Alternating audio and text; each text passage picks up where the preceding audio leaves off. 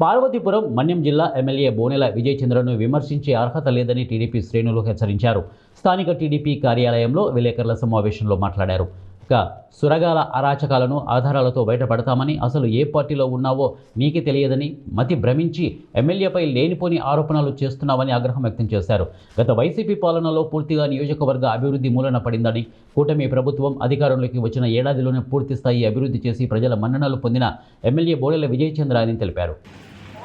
రావడమే ఒక ఎన్ఆర్ఐ కోటాలో వచ్చి తెలుగుదేశం పార్టీ ఇక్కడ ఎన్నో ఇబ్బందుల్లో ఉన్నటువంటి తెలుగుదేశం పార్టీని ఒక ఏడాది కాలంలోనే గెలిపించి కాకలు తీరినటువంటి నాయకుల్ని భూస్థాపితం చేసినటువంటి ఘనత విజయ్ చంద్ర గారు. అయితే ఈరోజు ఇంకో విషయం ఏంటంటే, మేము మా చిన్నతనం నుండి కూడా చూస్తున్నాం. గత 40-50 సంవత్సరాలుగా వెంకంపేట గ్రామానికి చెందినటువంటి ఆ చెరువు తాలూకా వాలు నీరు, పొలాల తాలూకా నీరు, ఆ గడ్డ వచ్చి అక్కడ ఎత్తుకాన ఆయన గతంలో ఉండేది. ఇప్పుడు ఆ ఎత్తుకాన లేదు, కానీ ఇప్పుడు కూడా స్లాబ్ కల్వర్ట్ ఉంది.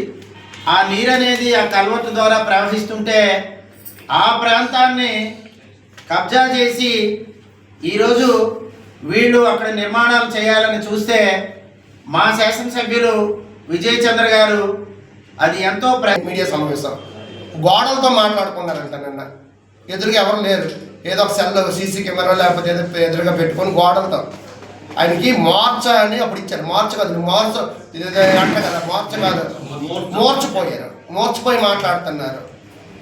మనం ఉంటుంది జిల్లా హెడ్ క్వార్టర్లోనే మర్చిపోతున్నారు.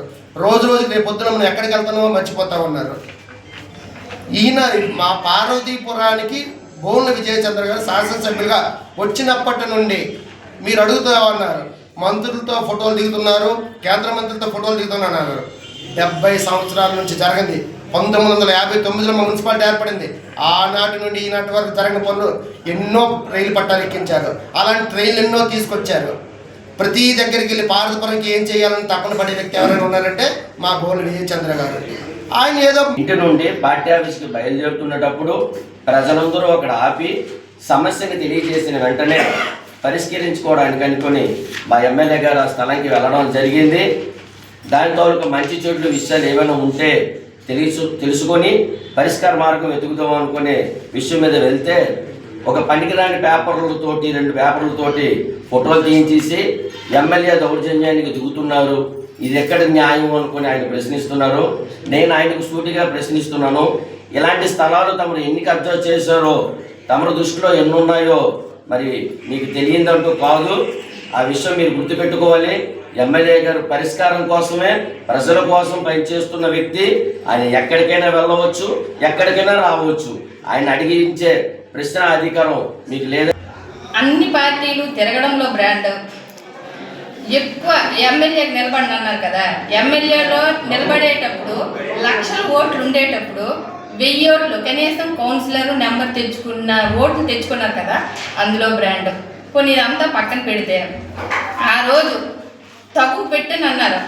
ఆయన ఉన్నారు, ఎమ్మెల్యే గారు ఉన్నారు, మీరు కూడా అక్కడ ఉన్నారు.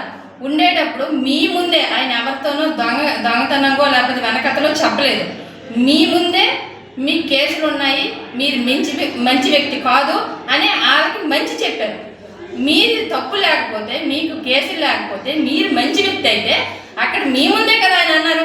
అడిగేటప్పుడు మీరు వెంటనే అడగాలి కదండి, ఎక్కడున్నాయి నా మీద కేసులు, నేను మంచి వ్యక్తిని కాదని ఎవరితో చెప్పారో అని అక్కడే అడగాలి. మీరు ఎక్కడికో వెళ్ళిపోయి ప్రెస్ మీట్లు పెట్టి అది అతను మంచోడు కాదు, వాళ్ళకి